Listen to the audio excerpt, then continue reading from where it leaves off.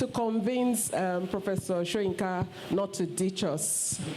By way of replacement/non-replacement, we did not give you a writer, a famous writer, one of the world's most famous writers. We couldn't achieve that. But we've achieved bringing someone who's married to one of the world's most famous writers. Okay? We couldn't, 1-0, yeah. Let me just make it 2. I believe in even numbers. We couldn't give you Africa's first Nobel Prize winner in literature, but we give to you the Dr. Soyinka, who founded and published the still existing British Journal of Cardiology. Okay?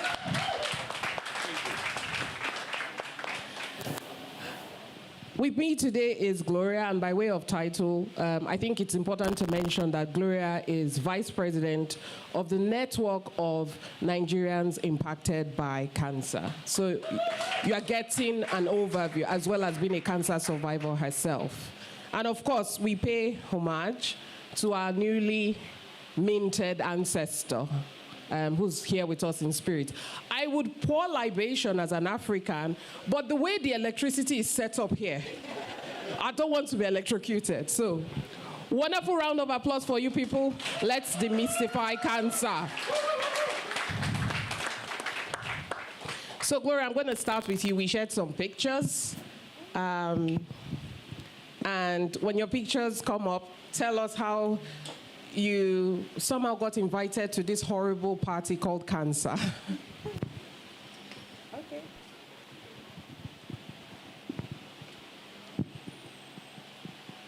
So let's go. Yeah, talk to us. Okay, this is in September. I was invited to Geneva for the World Cancer Congress, and I spoke at the event. And this is Portugal, Lisbon, in 2023, November, also to speak about cancer. Oh, I love sports a lot, and this is one of those mornings after a run. Yeah, this is No Bra Day. I show my scars every No Bra Day to end the stigma. What type of cancer did you have, in case you Breast can share cancer. that? Breast cancer, yeah. This is No Bra Day 2023, yeah. Wow. Yeah, I won an award. Woo! Most inspiring oncology patient. That was the award. African Queen. Yes, and this is 2022, No Bra Day as well. Wow. And that is Gloria. Thank you. Gloria, I know you want to see my pictures as well, because we didn't show each other's. We didn't see each other's pictures. Do you want to see? Yes. Okay, Gloria says we can see. That is my medication. I was diagnosed in 2018. So 2019, I'm taking what we call red rosé, but I'm also going to pick up a few awards for one documentary I did with the BBC. And that's what's under my head. I scraped off my hair because I didn't want to see it falling off. And I used to dress up really well to chemo. I would wear a tutu, and that was my 4th bout of rosé. And this is me taking, that's a catheter in case anyone wants to see. So you can actually have that taken. Again, my hair was actually now growing during cancer. That's the funniest thing. I did not lose hair, it grew. And then this was the first outing I made.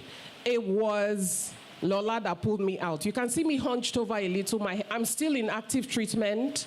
And this was the last day of chemo. I kept on cutting off my hair because it was quite flimsy. I took off the wig. I live in Germany. And threw the wig away. And this was me in February. This was the highlight of my year. It was my birthday. I was in Senegal, and I was doing this big thing with the Gates Foundation. Yes, name drop. And that's just to show the whole journey, ups and downs, but we're still rocking it, aren't we, Gloria? Yeah.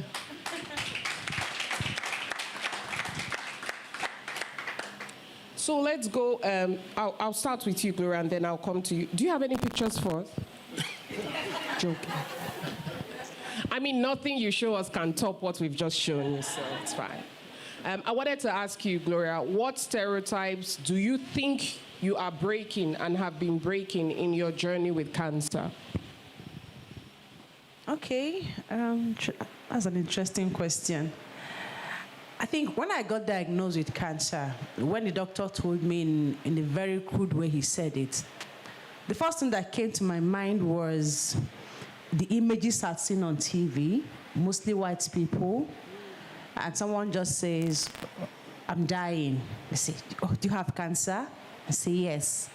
And that's usually the story that was in my head. And then next time you see them, they're looking very pale, their lips are peeling, they don't have hair anymore, and they have this chemo pot, and then they die. So that was the image I had in my head. So when I was told I had cancer, that was the first thing that came to my head, that process. And it became very, very worrisome for me. I had to start going online to check if I could see other black people, people I could connect with, someone I could talk to. And I did meet somebody, the first survivor I met. And when I spoke to her, she made it look like living is worse than dying. You know, the way she told the story. No, she showed me her scars from chemo. Her husband had a high BP from worrying. Her kids are suffering. And she asked me, do you have a husband? I said, no. She said, but you have children? I said, yes. She said, you're in trouble. Oh. Are you the first child? I said, yes. Is your family rich? I said, no. She said, where will you raise all the millions to treat yourself? So I cried in her house until my nose blocked that day because she didn't give me the hope I was looking for. And so I was still alone. I stopped talking to her after that. So at that point I was alone. And I saw a very huge gap in the community. And that is people sharing their story, encouraging other people, and especially with the black people. Yes. Yes. So I made up my mind I was going to start filling that gap. And so it took me 2 years to be able to talk about my story publicly. So 2 years later, while I was doing chemo, my story is up and down. So it's okay, free. 2 years. Tell it anyhow. Start in the middle, go to the end, it's fine. Yeah, but 2 years later, when I finally started doing chemo, one day I was in the hospital and I was so depressed. And writing relieves me. It does that kind of thing to me. So I just said, if I'm able to write exactly the way I feel, it feels like I've shared the burden. So I just went to my Facebook where I write a lot and I wrote about my journey. And I put it out there. And of course, people started calling, some we are crying and blowing their noses. I said, why are you crying? I'm not dead yet. And some people said, why are you sharing this story? This is not good. You should keep it to yourself and all of that stories. But I knew what I wanted to achieve. And immediately I started getting the result because people that didn't even have cancer, and those that have cancer, started coming to my inbox to tell me, I have cancer too. I can't talk about it. What should I do? And someone that was suffering domestic violence came to my inbox, said, I know my own is small, but I need strength to leave this marriage. Can you tell me what to do? And I had to send her a token to go back to her parents. And that was how people started coming, to the inbox. And I always tell people, it's easier for you to see someone that has died from cancer than someone who has survived cancer. Yes. Which is why we have this panel. Yes, yes. And so I just started breaking that stereotype of silence. I started telling my story on social media. And from there to newspapers, to all kinds of meetings I was attending. And at the same time, I noticed that women had a lot of problems, self-esteem problem after losing their breast. Yeah. A lot. Yeah. In fact, I've not gotten over mine, so it's not like I figured it out, no. But accepting that reality that this part of you is gone is a very, very big problem to many women, even their husbands, even their partners. And so I started showing my scars to break that stereotype. I want people to look at someone that has lost their breast and see the person as a person, You lost a breast, yes, but you are a person. You're better than this breast. You're bigger than this. So I started sharing my story, my scars. Every No Bra Day for the past 3 years, I'll take a picture, post it on social media, and it gets a whole lot of engagement, you know. And many people have called me to say, oh, I saw your picture somewhere, and that was why I had the confidence to take out my breast when I needed to. And that for me is fulfillment. Thank you.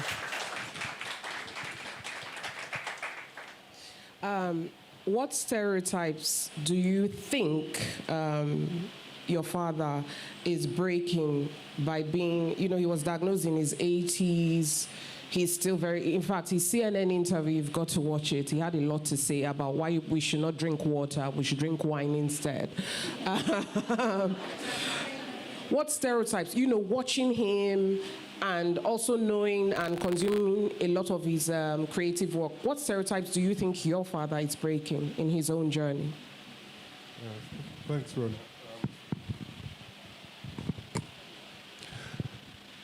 Good afternoon, everybody. Before I answer the question, I just have to thank you for showing the love you did, because although it's a great privilege to represent my dad at functions, I will tell you that it's something, I often lie to him when he asks me where I am. I will tell him, and I know he wants to send me to represent him somewhere.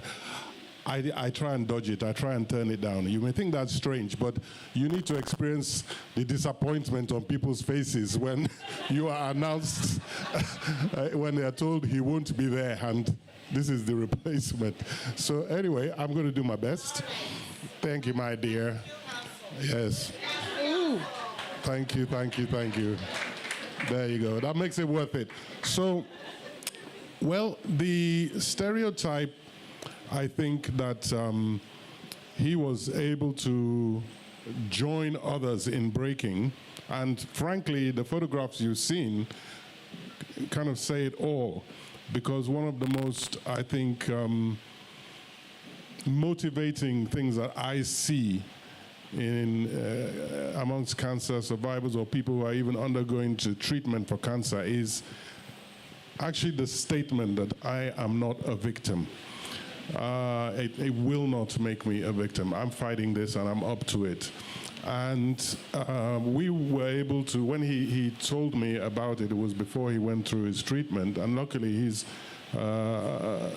like many of us, privileged enough to be in a society where the treatments were good, they were expensive, but if you were able to go through it, your chances were good. But he, just like anybody else, didn't want to talk about it and was very reticent, and you could see in him the evolution from, okay, this thing, by the time, because I think the thing that survivors go through is the first thing is the shock, and then you start reading and learning and talking about everything you can. And I think if you talk to the right people, that is when you more quickly come out of that victim phase and say, look, I'm up to this, I'm going to fight it. So one of the stereotypes I think that he helped to dispel was refusing to be the victim. And the measure of that was that he is all over the place. He literally will talk to you today from Nigeria, and the next day you talk to him is in Japan or Brazil or whatever. Okay, so it was his visibility being out there. Yes, I thought he was going to just fade out of public view for a while while he dealt with it. But he just carried on at full speed. Yes, there was a little dip, but that thing of like, this is going to slow me down, no. I'm not a victim, it's not getting in my way, I'm going to take my treatment. And I think a lot of people learnt about it later, and we'll come to him talking about it, were shocked to even know. Because he had not really let it pull him down. And I think that's the other stereotype that he also, I say he joined in because as a doctor, I see all these conversations on a regular basis. Tell us quickly about that. As a doctor, what do you see? What are the stereotypes you see? Yeah, well, that stigmatization and the willingness of the not willingness, but the way in which the person is so quickly sucked in to playing those roles of one, victim, and two, hiding it. And he's a very intensely private person. He doesn't talk about his private life. He resents intrusion into his private life. So also initially he didn't want to talk about it. And I was Commissioner for Health in Ogun State at the time, and I almost not expecting a positive response.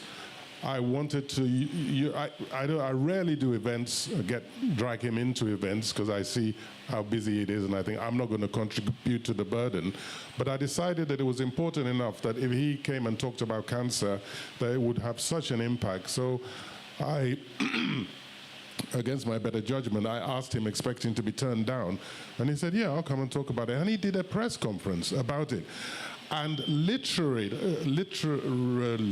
during the press conference, I could see him almost relaxing because he got tense. He knew why. He has written about health issues before, and he knows the value of a respected voice chipping in especially in controversial areas. But he was tense at the beginning, and I was sitting right beside him, and even when he arrived for the press conference, but I could see he knew he wanted to go through this. And then you could almost see the liberation as he started to talk about it. Yep, the freedom. He started to talk about it, and he relaxed into it, and then the questions started coming, and I saw him, I've never seen him talk about so much personal stuff in such a short period of time. So I think those stereotypes, refusing to be the victim or showing that you are not a victim and also not hiding it, I think he contributed to. Here. I'll just use the benefit of being moderator to hide a lot of my... No, but seriously, for me, I think this stereotype I'm breaking is not only silence, but also being very upfront on the topics within cancer. So we don't talk about sex during cancer. We don't talk about sexuality. I think the main stereotype I saw myself breaking was refusing to wear fake breasts and just always openly coming out with my flat chest, making fun of it online. So, for example, somebody was trying to troll me and was like, you don't even have breasts. I said, literally, I don't have breasts. And I shared my cancer picture. I was like, you're right, actually. I ain't got none, you know? And I think I was helped on that journey, unlike you, by Caucasian women, white women. And this is how it happened. No, they were not German women, because in Germany, there's still the whole stereotype. Nobody wants to talk, mainly. But when I was diagnosed and I didn't see anybody, I got on a Facebook group, and it was filled with white women, flat, fierce, forward. That's what it's called. These women will share everything from their bandages, shameless, glorious shamelessness. Our sizes didn't matter. And so I was like, oh my God, I want a tattoo like her when I'm done with my surgery. We even had, although we lost that sister, but she would take us on Sexual Thursdays where we could just rant about stuff. Thank goodness Prof. Wole Soyinka is not here, because I don't know how I would have had this conversation. And that made me think, oh no, we don't have, what to use on our scalp, which is why I think my hair grew. What to use on our skin. Of course, I had to adapt it, because them babes were telling me things like coconut oil. I said, no, I need something thicker, like shea butter that you rub camphor inside. But it was them. And so from there, I joined Facebook groups, and I started sharing. On Twitter, I share what you can do during chemo and all of that. So for me, those are the stereotypes I try to make, to present visibly that despite it, and to jump up and down, as you say, be visible elsewhere, so people can see that even if you have a bowed head under, you can still look fabulous and go and pick up that award that you fucking worked so hard for. So yeah, that's my own stereotype that I'm breaking. I wanted to ask, Gloria especially, what do you what are the freedoms, in keeping with the theme, what are the freedoms that cancer took from you or gave to you? Okay. I think it's two sides, head and head. If I were to look at it that way, it's like a coin that has two heads for me, because it took my freedom and gave me freedom. Yes. So in one way, it has taken a bit of my freedom to live. I'm a very carefree person. I still am. But you cannot deny that it slows you down somehow. Because cancer is, I tell people, is the most toxic thing that can happen to anyone. It's financially toxic. Apart from Yoruba men. Joking. Love you, Yoruba demons. I'm joking. I'm joking, Yoruba. Oh my God. Cancer is financially toxic. To take your money, take your time. Take so much of your time. Take your relationships from you. Yes. It takes so much. So you cannot, those of us that wear our challenges very boldly, very proudly, we make it look like it doesn't take. No, it takes a whole lot. So I felt all that other side of taking, and everything you want to do, you just want to, even when you don't want to, you have to think of cancer first. That's the reality. Oh, I'm traveling. Should I go and take my chemo now, or when I come back, or when and that is going to determine how you do your travel. Oh, I like these guys. Should I follow this one now? Am I sure he can take care of me the way I should be taken care of? Can he understand the stress, the anxiety, and everything I need from him? And if you feel like he's not going to understand that part, you can let that person go. Or you can have a fling. Yeah. Yes. Joking. Yes, joking. So it's true. It's actually true. Yes. Or you water down what you would have had with this person. I've done it, it's true. You can water down all the whole experience you would have had so that you don't expect too much from the person. But if cancer was not there, this is somebody you would have had a great relationship with. And someone comes to you with marriage, you're thinking, I don't want to have children anymore, I shouldn't have children. So because of that child part and the society we live in, you keep giving up on so many things. And then on the flip side, it has given me a lot of freedom, because I chose to decide the way I react to the challenges that cancer has thrown at me. I made up my mind I'm not going to be a victim. I'm not going to allow people bully me into silence. I'm not going to let stigma hide me or mess me up mentally. I'm not going to allow people to look at me less. So I always tell people, if you don't stigmatize yourself, if you don't look at yourself less, nobody will stigmatize you. Yes. So I on that other side, I've chosen to be free in that aspect, and to make sure that everything I want to achieve in my life, I achieve it regardless of cancer or not. In fact, when I was about to go to Geneva, before then I was working with a stick. Sadly, my own cancer came back and spread to the bone, to the lungs, to the liver. And at a point, I had to walk with a stick because it spread to my hip bone. I had so much pain. But I kept on working. I kept on doing everything. Yeah, there are days I woke up and I'm like, I wish I'm not going to work. I wish I would just rest. But I kept on doing everything because there's no better time than now. And when I was about to travel to Geneva, I remember my son telling me, are you going to travel with this stick? I said, yes. Now, if the pain doesn't want to stop, I'll travel. I can't stop living my life because of cancer. And surprisingly, before the time came, I felt better and I stopped using the stick. So I just, I prioritize more these days, and I live life as it comes. I'm more voracious with life. I'm more forward with life. I don't procrastinate. I don't keep anything by the side. That is the freedom cancer has given me. I just move and do things, and I think that part is worth it. Yeah, it's worth it. I mean, to just quickly add, the freedom it's giving me, it's sort of like what you just said. if you discuss something with me now, I'm going to send you an email immediately.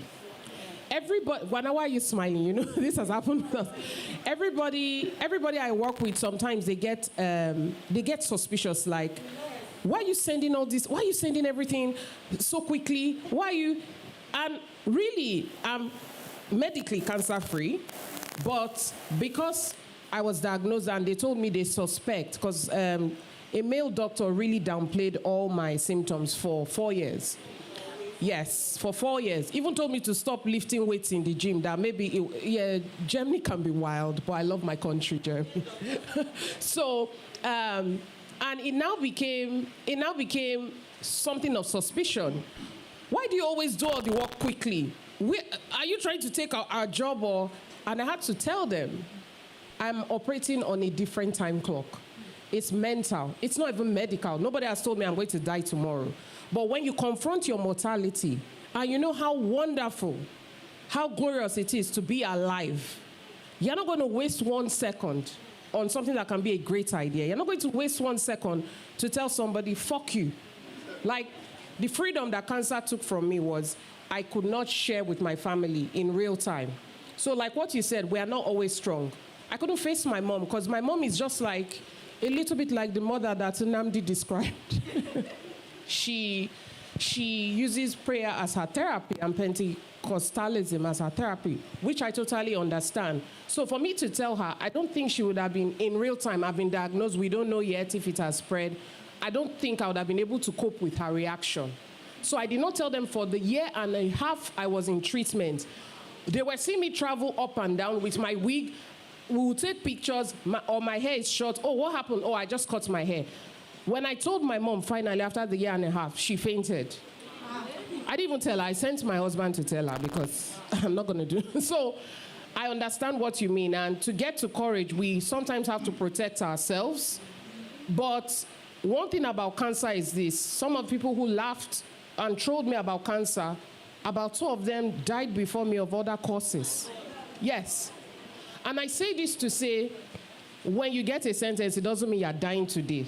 So why not live every day with freedom, your own version of freedom? So I've answered the question. It's now your turn. What freedoms did you see, or do you see your father having to relinquish during cancer? And what freedoms do you think he has now? Things that make you go, oh, he wasn't doing this before. Well, I think I'll shift the focus slightly because not many people would know this, and he hasn't talked about it much in public. Exclusive on Ake. Yep, it's, and I hope he forgives me for going this far, but he has also been a carer. He has also been a carer. In recent history, he had a period where he was now having to support a person frequently, a person close, and again... So the person had cancer, so he was a carer. He now became the carer. So he's had it, he's been treated, he's a survivor, and now he was in the position of having to help with somebody. And he, again, many people are in a position where the treatment is not the issue. But coping, I think it's the mental thing is the most difficult, and that, paradoxically, is also spreads, and it spreads beyond your body. It spreads from you to others. They're joining you. They are afraid for you. They are afraid for themselves. And then there's just the practicalities, which I don't need to tell you about. But what I witnessed in him was a certain, again, if you see him, you know he's somebody who is used to being at least in control at least of his life. And suddenly that was taken from him, and you could see it in his face. Whenever I saw him, the first question would always be, how are things? And he'd be changing his plans, So again, you mentioned you don't move around. Every move you make, it's with reference to where you need to be back to. For him, it was to be back to provide the moral support and to help, because all the physical and medical stuff was being given, but he had to be there to provide morale boosting and all that. And that weakened him.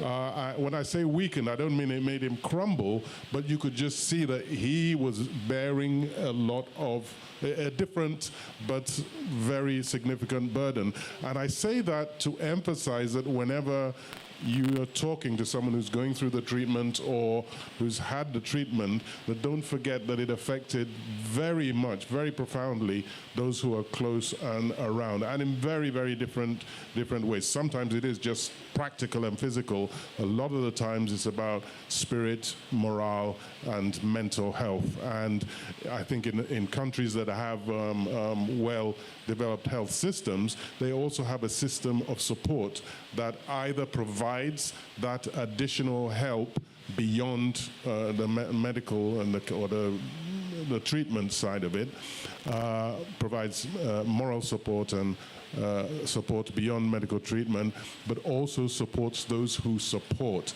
because they've learned that if we don't help those who love and are close to the person to do all the supporting, then it still falls back on the health system. So it does actually pay to support those who are supporting those who need it.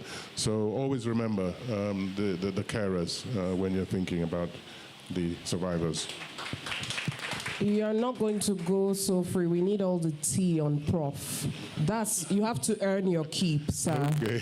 So what freedoms, new freedoms can you observe now? Do you know of any? Yeah, I alluded to it earlier, and that is that until you allow yourself to open up to people, to expose yourself, I think as Namdi put it earlier, going a bit naked in front of people, you don't realize how liberating it is. And for those of us close to Prof, it's inevitable. You have a public persona. You do become imprisoned by your persona. It's who you are, and you know how people see you. So why would you go out and be any different and maybe burst people's bubble or appear? Well, that's how it's seen, especially if your persona is of strength and control and vibrance. Then you would feel, it's not true, I don't happen to believe it, but you would say it's a normal reaction to feel that you'll be letting people down if you then go out and appear vulnerable or begin to open up in areas you don't. So when I witnessed him, not just in that press conference, but beginning to be more at ease talking about these personal things, then I thought, yeah, I've seen my dad get a little bit liberated here. He's realized that he can actually relax into it, and it brings a certain quality to your interactions with others because they see you being vulnerable, and they respond. So that was a freedom that I noticed occurring in real time, and I think it added something to him. It did. It added something because Prof is also now a major stakeholder in outreach with the African Cancer Center, and that is just amazing. Like, it's really amazing. Round of applause, please. I mean, do if easy, get cancer and then join the African Cancer Society. No, joking. One last question, because I do want to hear from the audience. I know you have a lot of questions. Do you? If not, I can just keep chatting with you. Let's have an idea. Are there questions here? Okay, fine. Oh, I'll get to you, constituency. So then let's make our responses quick, because I don't want to stand between anybody and their lunch. Last question, if you could write a book about your cancer journey, what would be the title and why? Okay, I've written a book about it already, although I've not published it. Yes, I think of my entire life. Another exclusive on Ake. What's the title? What does it cover? Why did you write it? Quickly. Okay, yeah, it covers my entire life from my childhood, every incident I remember, my childhood, my failed marriage, my cancer, navigating single motherhood, and then cancer. So you just covered all that, yes. And I tagged it the uphill climb. The uphill climb. Uphill climb, yes. Uphill climb. Yes. Why? Because that's how I feel. Literally, I feel like I've been climbing a hill all my life. Like, yes, that's how I feel. So you feel like Kate Bush running up that road made you laugh. Do you feel some days that climb is easier? Yes or no? Yes. There are days I feel it's easier because honestly, I have wonderful people around me. I have a very awesome support system. Okay. So there are days I wake up, I feel it's easy. You know, early this year, I would always say this anywhere I go. Early this year, when I got my latest diagnosis, it's in the lungs, it's in the liver, I say, but I'm going to die before December now. Yes, based on what I've seen around me. So I quickly called 3 of my friends and I said, take care of my first son, take over the second one, the third one. I think I'm going to die soon. So just help me, let them just, at least university and all of that. Girl, if people that want to die look like you, I'm just saying, I want to look like you. Me too, I want to die. Girl, I want to die. I don't know what they said. All of them, even though I called them at different times, they all said, we are not giving up on you. So let us try one more time. So leave that part. And people said that to me, I'm not giving up on you. So I found strength not to give up on myself. So when you have that kind of support system, some days that climb becomes easy. Great. Thank you, Gloria. Doctor, it's your chance to pitch to Professor Soyinka. You want him to write a book about cancer. What should be the name of the book and what should this book cover? You see, Ruona, you really don't like me. Yeah? You want me to have to sit at dinner with my dad and say, by the way, Okwu, I saw that video from Ake. You'll be fine. No. Now, if you've ever been with him and you are in a conversational mode and you're trying to find, I don't know, maybe a nickname for somebody or a way to describe something or whatever, something that requires a bit of creativity, and people will be chucking out our usual, average jokes and all that. And he comes out with something that basically finishes the conversation. So I say this because I really would not dare. But I'm not judging the question. I will answer it. Oh, so no matter how old you are afraid of your parents? I'm afraid of humiliation. In front of those who didn't even hear the title I came up with, and then he will tell everybody that, can you imagine this boy? But I think I know where it would come from. And I will end up with a title. But let me tell you one thing about the nature of cancer. Many people, I think most people know that you can get cancer in any part of your body. Yeah. But what many people don't realize is that because you can get cancer of any tissue, then you can get different cancers in different parts of your body. So for example, if say I'm talking about a prostate, well, a prostate has blood vessels, it has nerves. So I can get blood vessel cancer in my prostate. Highly complex disease. But the nature of it is basically that the cells of whatever tissue you're talking about, they suddenly lose that most human of qualities, which is when to grow and when not to grow. So they just keep growing. And of course, it gets out of control.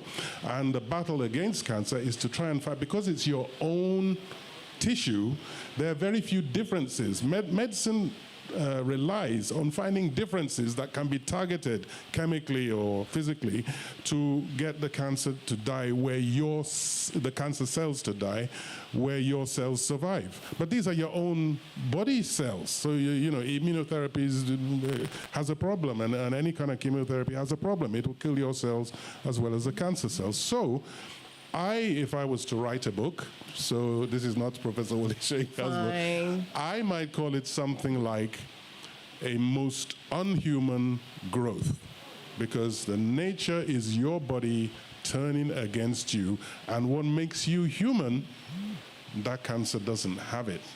And apart from that, it's trying to turn you into an ex-human. So I would call it something like an unhuman growth. There you go. We would buy the book out of solidarity with Lola, only for that. You guys are so deep, I'm almost ashamed to even talk about the title of my book. Does anyone want to hear the title of my book?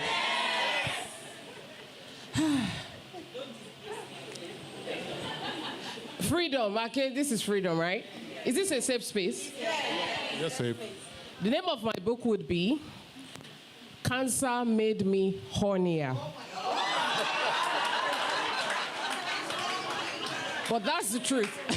I have an explanation, and it's rooted in science. I basically have a hormone-based cancer that actually means I cannot get micro-needling with injections in my face like PRP, girls who know it. So someone like me, I better just stick with things like Botox, which I'm saving up for, or a facelift, which is definitely going to come when I'm 50. But I say all this to say, it threw my hormones out of whack.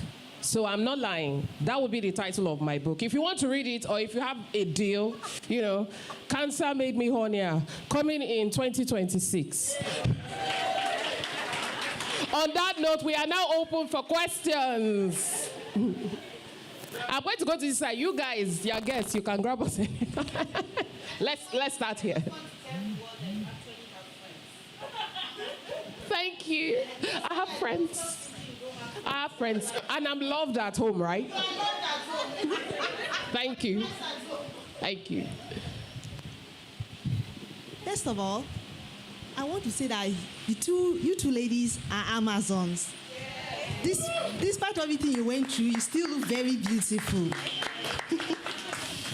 And I wanted to ask that, after surviving the cancer, did you experience any changes in your life generally, like maybe changing your diet, changing your general lifestyle and all that? Thank you. That's a very good question. And a compliment from a girl is always, mwah. Gloria. Okay, yes. There's generally, I think most cancer patients that I know will try to adjust a few things, diet especially, because it's common knowledge that we eat a lot of, for lack of a better word, lots of nonsense these days, and it contributes to most of the diseases we are beginning to see even in very, very young people. So one of the things that you're asked to watch out for is your diet, but at the same time, many people, in fact, I know a few cancer patients, I can say they died of hunger, not even cancer. People tell them, eat only beans and shop, nothing else. And they keep eating, yes. If I tell you my German story about soursop, Yes. they warned me not to take soursop. Oh. So I will talk about that in my response. You go ahead. Okay. Girl. So I've seen someone that was eating only beans and soursop, and she was so weak, and she was coming for chemo. And luckily that day I was in the hospital, and I asked her, how do you feel eating only beans? She said she's very weak. I said, you can't take chemo like this. Go and eat.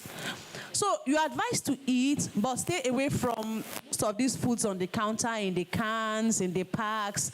Eat as natural as possible, your rice, your beans, your yam, your veggies, your fruits.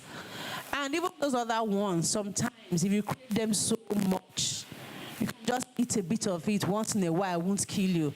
Because it's also another kind of pain and trauma to crave something so much and you can't eat it. So we are advised to eat some of those things once in a while, but don't make it your lifestyle. Focus more on the naturals. So that is what we are taught. But yes, you have to make a lot of adjustment on your diet, especially. The diet, so because I have a hormone receptive cancer, I really had to be careful with the food. So for example, I cannot eat foods that increase estrogen, for example. So I'm not going to name any food because I don't want to demonize any food. And that is because that's what I was taught. I had my treatment in Germany, but I will say more or less, I also used to speak to Nigerian doctors, and some of the things they said were actually better than the other colleagues in Germany, for example. I will point to soursop. Just because everybody takes it doesn't mean you should take it.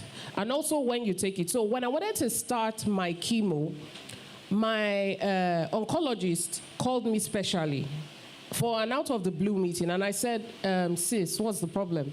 And she said, sorry, I don't want to stereotype you or anything, but since you're African, basically, please don't take soursop. And she shows me the fruit. And I just started laughing because I had a cousin who was going through treatment and was eating soursop like no man's business. So I said, why? And she said, we've noticed that Africans take this a lot. And I said, but it's supposed to have some good properties, right? She said yes, but the problem with soursop is when you take a fruit, you cannot measure the chemicals in it, the makeup of it. And too much of it can interfere with chemo. it interferes with certain types of chemos, it means the chemo might not work in certain types of cancers. It means that that person is going to be taking that chemo and is just wasting the time and their cells. So please be very careful. That's the food I will mention with my full flat chest is soursop. Be very careful. And the advice was, we are not saying you cannot take it, but once you are taking chemo, because sometimes chemo has some natural ingredients that some people are allergic to that interacts. And the strongest interactions they've noticed is with soursop. So if you see soursop and you are going for treatment, run. Oh. Next comment. Or do you, sorry, Prof, do you have anything from Prof? Oh, no, nothing. Well, you see... You are not the patient, but as a doctor. Yeah, he refused to let it affect his lifestyle. But you see, the problem is that he's a stubborn person, in the best sense of the word. And as you heard, he told people gave people such bad advice as don't drink water, or at least he says he lets you do what you want, but he basically drinks wine and a little bit of beer, and he tries to avoid water when possible. So all I would say is that both wine and coffee, which are two things he loves, was no way he was going to let that part of his lifestyle change. And I would say to you, if there is the advice you gave, if there is something you love and you feel worried about it, or you've been advised, you should look. Quality of life is important, so enjoy what you enjoy in moderation. Yeah. Let's take one person from here before they kill me. Who? What do you mean they should give it to the man? Okay, one from here. Then Good we'll afternoon. Go here. Quick questions I just want to and say, quick answers. Gloria, you are so gorgeous. Like, I would never imagine that you went through all you went through. You are so beautiful in and out. You are strong. You are like made of steel. And it's so good to see you speaking out and not, just hiding in the shadows. You made a comment about, you don't want to have relationships and all that. Me, I'm just here to tell you that I support women's rights and women's wrongs. So have that fling if you want to have that fling. You deserve to enjoy life. And anybody who doesn't want to be with you as amazing as you are, that's their loss, baby girl. Then, to Mr. Lola. What's the question? What is the question? No, actually, this is the question. Please, the question. Calm down. This is the question. True to God, he doesn't drink water at all? Moving on. Who is the next person? We take one from this side and then we go back again. They've given me the mic. Oh. Okay. It came to a man. Okay. Thank you so much to hear from the survivors and the proxy survivor as well. My question has to do with how do you cope with, it's something that I see quite often with people who have cancer that I work with.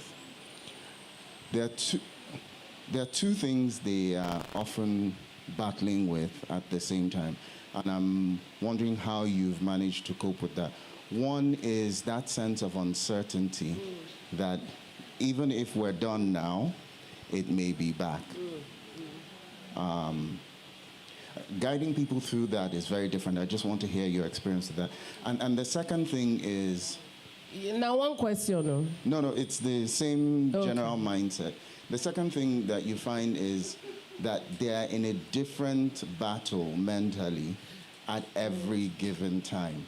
So sometimes it's grief, I may be dying. Other times it's, I'm frustrated, I'm irritated, I'm all of that. Other times it's just flat. Yes, somebody died. So how do you cope with that? And then the sense that everyone's watching to see how you're coping with life and living and dying. How do you cope with these? How do you cope? I just live. Like, most of us don't have that part figured out, honestly, because you don't know, you can just be living your life. I was living my life last year. I thought the cancer was spreading. So you don't know what happens next. You don't even have any real control over it. So I just tell people, follow your doctor's instructions, do what you feel is right, and just live your life. And also know that everybody's going to die someday, whether you have cancer or not. And like I told somebody yesterday, any day anybody dies, that is the day you've been destined to die. Because I've seen people die, stage 1 cancer, they die within 1 year. And I know someone that has been living with stage 4 cancer for 15 years. I know 20. Yes, okay. So just live your life. The anxiety is real. It's crazy, it's crushing, but you just have to continue living. I don't know. I don't have it figured out, honestly. So Gloria is leaving you with a line from Rihanna. Just live your life. I'm a paper chaser. You know, live your life. How do I cope? What's wrong with this group? I cope with always being on top of my tests. To be honest, sometimes there's something we call scanxiety. Do you feel? Yeah, in our world we call it. So when a scan is coming, you have such anxiety through the roof. I see somebody nodding there, and sometimes this scanxiety, I will cancel the scan. And it's not good behavior, but I do to be able to cope. You know, and I will call the doctor and say, look, I'm the customer. I'm telling you, I don't want a scan. Sometimes I don't check my results for days. It's in my bag. I'll just be avoiding that part like a plague. I don't want to see what is honestly happens. But the flip side of it all for me on how I cope is I know one thing. It doesn't matter where you live. If you detect even a spread early, it helps your chances with treatment. If not, the one-time richest man in the world will not be dead by now because he lived in a developed world. He had all the money. Meanwhile, there's me who was diagnosed 4 years after, but it had not spread. And I'm still here 6 years after. There are people who it has spread and they are 20 years after. So for me, the best I can do, I just cope by knowing that, okay, I have to try and be on top of my tests. If there's any medication I'm supposed to be taking, I should, do that. And that's the best you can do. You can only just live. There's no need wasting time, especially when you look so pretty like Gloria. Just live. Just a very short anecdote. Tayo, you mentioned living your life. Yeah. She went to see Lola. She was on chemo. She was in pain, feeling weak. She went to a festival and she met Lola. That was your first time of meeting her. She lived her life. Yeah. So just, in memory, I thought of Rihanna, live your life. I think we have. Oh, I did. I just nodded. Yes, is the answer. Okay. He doesn't drink water. No, wine has water in it. It's 90-something% water. Beer, 95% water. And even some of the foods you eat, you get a bit of water. Sometimes if he has to, but you should see his face.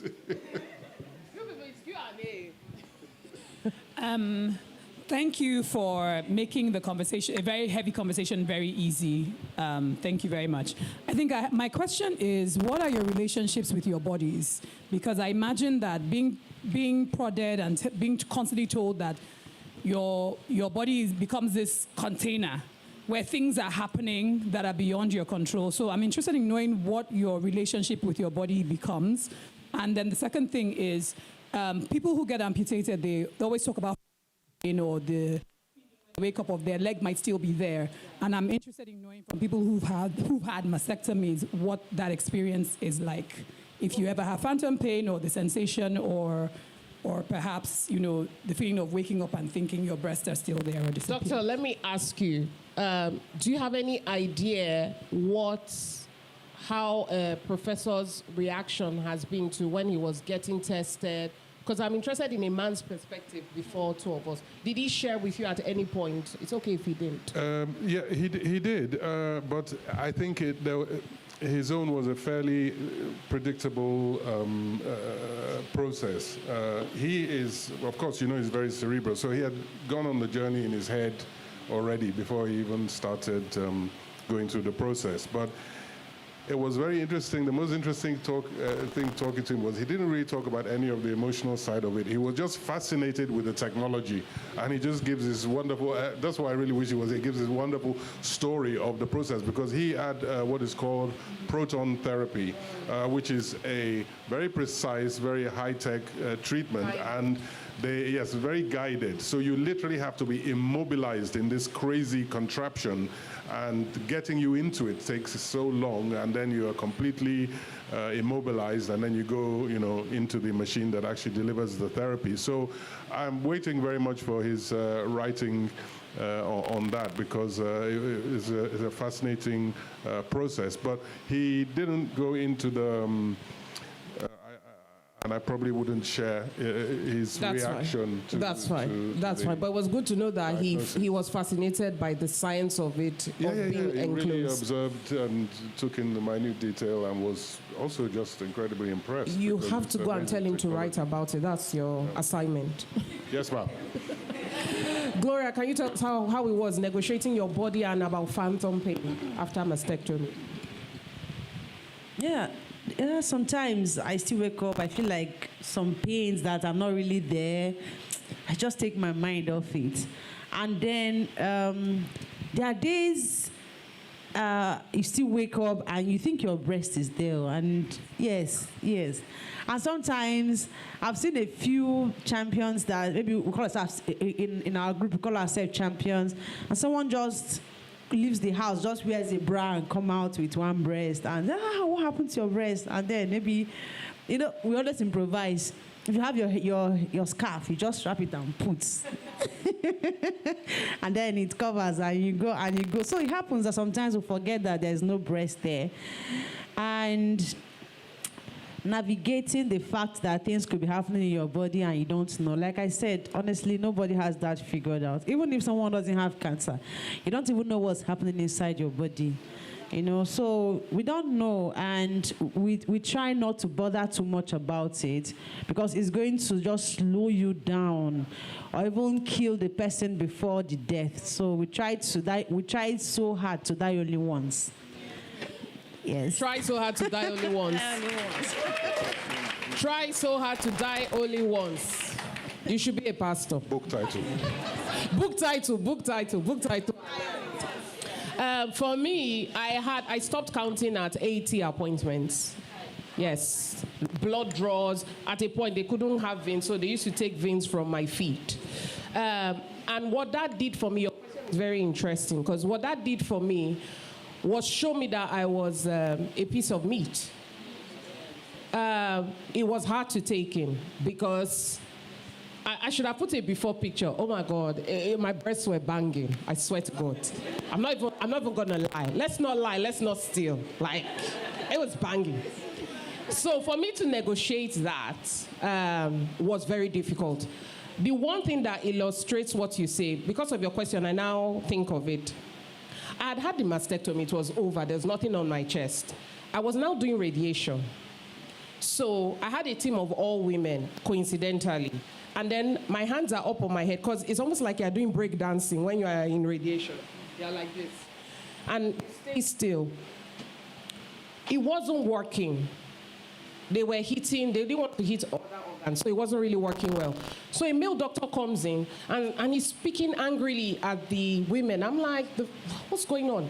And then he says, we are going to have to remove the safety block, because they put something to protect my organs. And I said, why will you remove it? He said, you're not breathing well. When we tell you to hold your breath, I said, I am doing exactly what you... Then he said, why is the machine not reading? I said, I don't know, maybe you can figure out. And he said, okay, we're going to stop this today because you have an attitude. And I said, I don't think you understand. Yeah, it was a big fight. And Ruona, you just made me remember. And I said, I'm naked. I said I might not have breasts, but I realized that I was actually giving him attitude because I felt naked, even though he couldn't see anything. And I realized in that split second that I'm pissed off because this is a man. You know, when you're with your sisters, you can take off your top and walk about.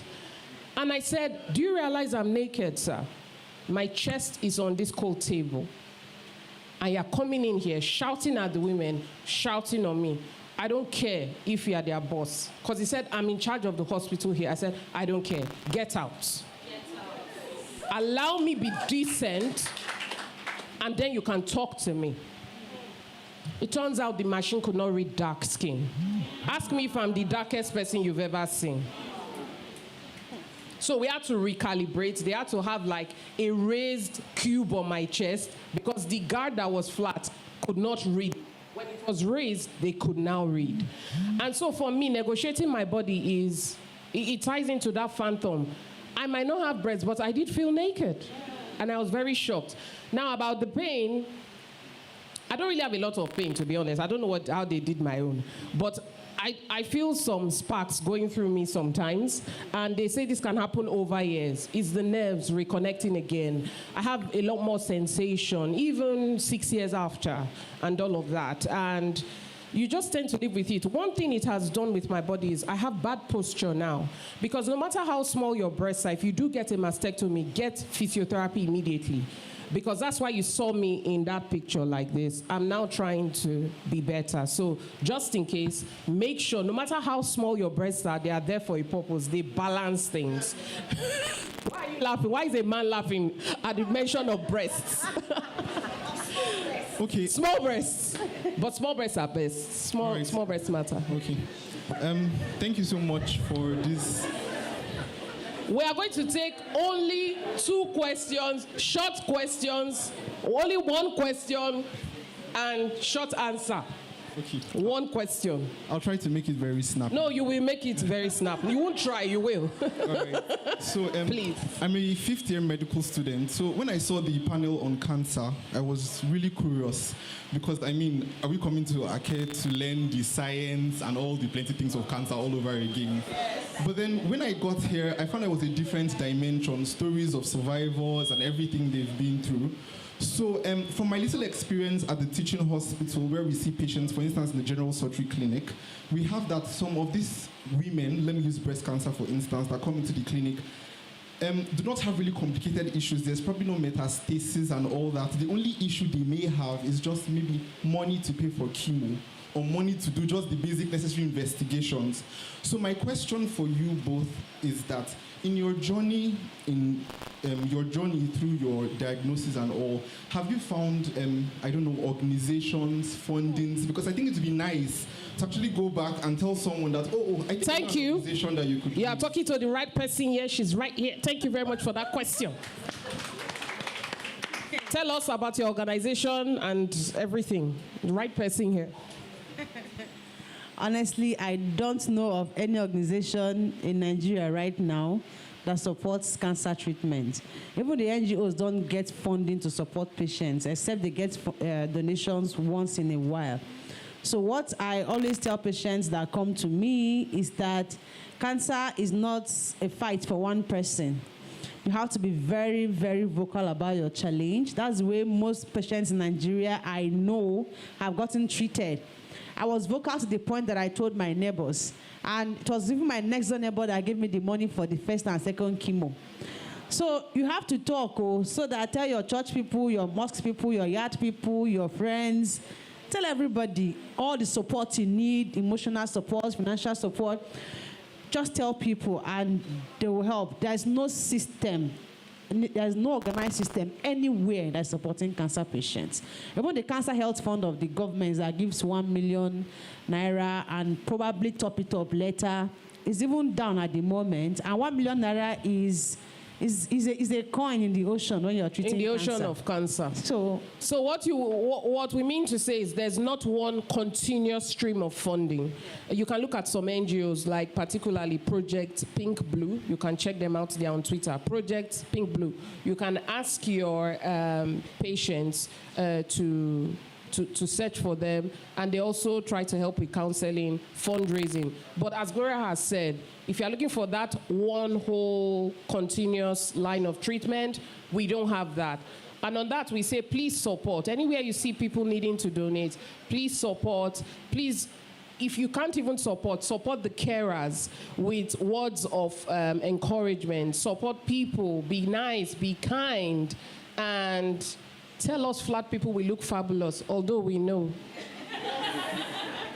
And on that note, feel free to grab us. We always share. You have our Twitter and all of that. You can grab us at lunch, grab us anytime. On that note, please help me give a warm thank you to Gloria Okwu.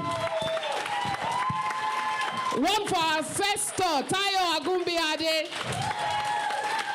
One for Professor Wole Soyinka and his replacement, Ikeja, Dr. Soyinka. Thank you, Ake.